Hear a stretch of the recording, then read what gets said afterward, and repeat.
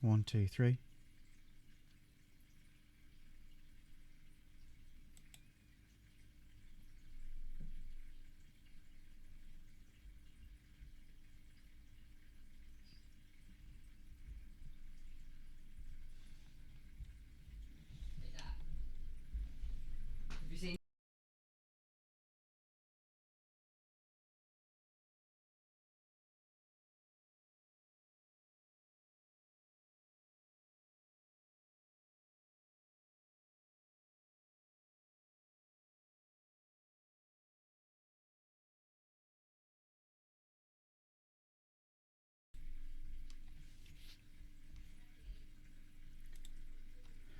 Hi, welcome back to the COVID Chronicles. For those of you that don't know me, my name's Jonathan Downham. I'm an advanced critical care practitioner in Birmingham in the UK.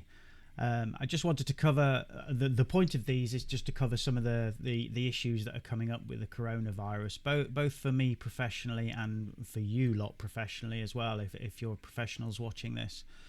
And also some of the resources I come across via Twitter mainly, which is where I seem to be finding most of these things. So I just want to talk about, let's just make sure I scan across onto the right screen, because I have a habit of not doing this. So we just transition that across. So the first thing I want to talk about is tape measures. Funnily enough, isn't it weird, the things that we're discovering are becoming a bit of an issue for us, and tape measures is one of them. One of the reasons, obviously, if you work in critical care, is you know that we need to ventilate people according to their ideal body weight, and their ideal body weight is a combination of their weight and their height. So we need to know how tall our patients are. So we've been sending pleas out for tape measures, disposable tape measures. Now I've seen a few of these this morning, and once again one of my colleagues, Anita Jones, who I work with, has just sent out another tweet. But actually I did the same thing, and then discovered that somebody I follow quite a lot on Twitter, Dave Jones, otherwise known at Welsh Gas Doc. He's very, very active on Twitter. How many followers has he got now? Quite a lot, I think. Yeah, 31.3 thousand.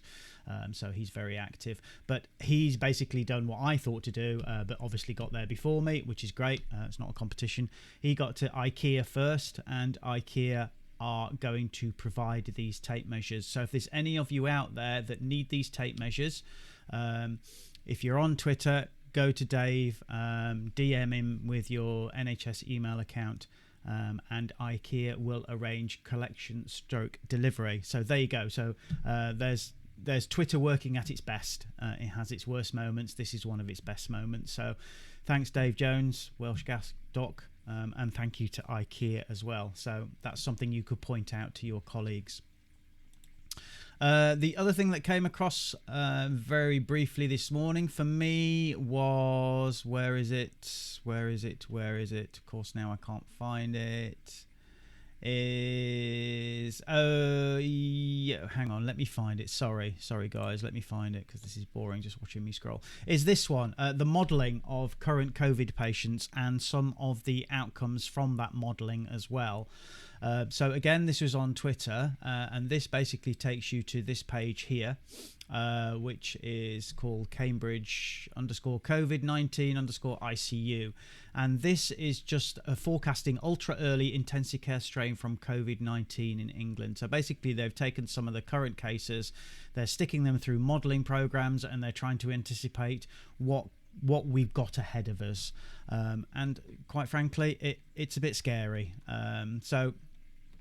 Figure 1, model timeline, and this is showing some of the new COVID-19 patients, and you can see on there what is observed at the moment. And clearly London is struggling the most. I hope you can see that on the screen, but clearly London has got an awful lot of new COVID-19 patients now.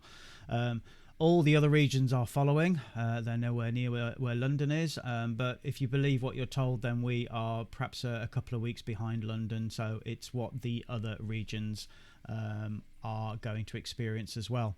And then the final, and you look at this yourself, but the final graphs that I got to, and I'm not an expert in modeling at all, so please don't necessarily take my word as gospel on here. You might want to read it yourselves and make of it what you will. But this is the projected regional COVID-19 ICU occupancy as a percentage of renal capacity from the 7 commissioning regions. And you can see that basically it looks like what's going to happen is that London could have something like 80% occupancy with COVID patients. Now, 80% occupancy sounds fine, doesn't it? Okay, so that's fine. We're not filling the ITUs, but we've got all the other patients to cope with as well, haven't we? So 80% occupancy is a bit of a disaster, really. And it's not much better for all the other regions. They're a little bit behind London. It doesn't look like they're possibly going to get quite as high as London in the short term. But still, my region, the Midlands, for example, up to 40% occupancy. We can't cope with a 40% occupancy. We are full pretty much all of the time in the hospital I work in. We're always looking to get patients out. We're always fighting to find beds for new patients that need to come in. So if our occupancy is 40% of the COVID patients, then we're in big trouble. So that's another one. The links again are going to be below. I think I worked out they would be below. The other new fabulous resource I found was hang on a second, I will find this one, I promise you, because I've had quite a lot of interest on this. This was something I tweeted from at SamIamUK. And if I just go and find her page, so Samantha, she's a relatively new member of the ITU team. I think she started 6 months ago. Forgive me, Sam, if that's wrong, but I know it hasn't been that long. Very enthusiastic. She has put together these fabulous resources for people who are new to ITU. We're going to get a lot of this, aren't we? We're going to get people coming to work in ITU to help us in ITU who may not necessarily understand a lot of what we're doing. So she's put together these resources. If you go to her page, and again, I've put the link, her blog is called What Would Florence Do? And she's got new to ITU info sheets. Now, I'm hoping that I'm going to produce some proper YouTube videos covering these subjects using her info sheets, which she's given me permission to do. All the credit goes to her, however, for the info sheets. So what have we got? We've got bedside safety checks. And again, on the YouTube videos, I will be breaking these down for people who don't understand a lot of the terminology that's used on here, so I can break that down.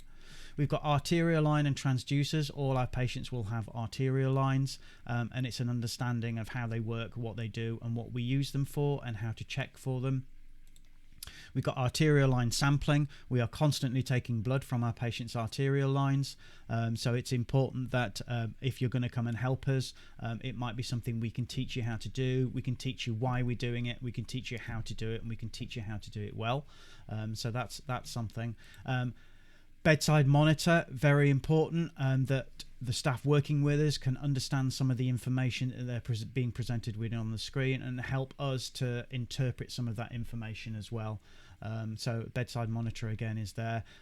One of the things I don't use is cerebral perfusion pressures, but you know, there are ITUs that will use that. I can't talk to you about that because it's not something I understand.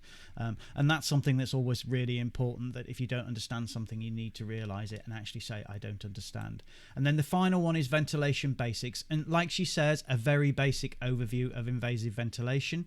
But having said that, it could be enough for those people that are helping us. We're not necessarily expecting people who've never worked in ITU to come and look after an ITU patient, but it could be that you have one ITU nurse, for example, looking after 3 or 4 patients with help from those people that come along. And this kind of stuff is the things that will help them the best. So I'm going to break those down into proper YouTube videos, again, like I say, with her consent. I've also posted on my own Facebook page my dismay at the lack of social distancing that's going on in this country at the moment. The government has repeatedly said, please do your social distancing, and there's still evidence of people not doing it. They're going to get locked down. The government is going to have to become harsher, which is a shame, but unfortunately I think that's what's needed. That's enough from me. COVID Chronicles out for today. I've got 2 night shifts coming up, so I may not see you now until Wednesday or Thursday. Wish me luck, but whatever, stay safe.